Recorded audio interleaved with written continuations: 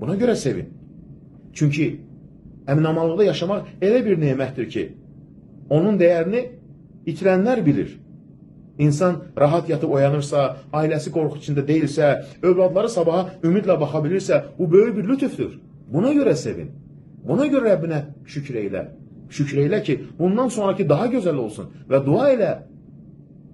Dünyanın bir çox yerlərində insanlar görürsən ki, müharibə, qorxu, didərginlik və qeyri-müəyyinlik içində yaşayırlar. Biz isə öz vətənimizdə, öz evimizdə, öz yurdumuzda rahat yaşayırıq. Bu əminamanlıq neməti. Bu böyük bir nemətdir. Buna görə sevin.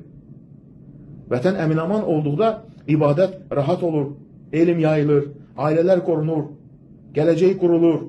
Belə bir nemətə qarşı laqeyd qalmaq deyil, onu qorumaq, dəyərini bilmək, dillə, qəlblə, əməllə şükr etmək. Bax, sevinç budur. Buna dəvət edir Rəbbimiz bizi. Ona görə də gəlin vətənimizin salamatlığına görə sevinək. Bu sevinci də israf etməyək, şükürlə möhkəmləndirək. Çünki şükür neməti artırar. Nankörlük isə onu əldən aparar. Biz öz torpağımızdayıq, öz evimizdəyik.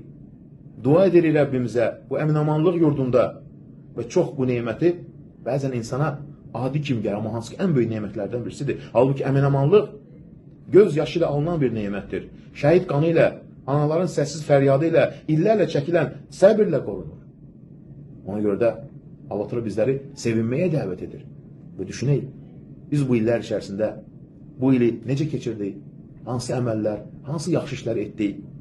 Həmçinin insan bu nemətlərə görə Rəbbinə hər zaman şükr etməlidir.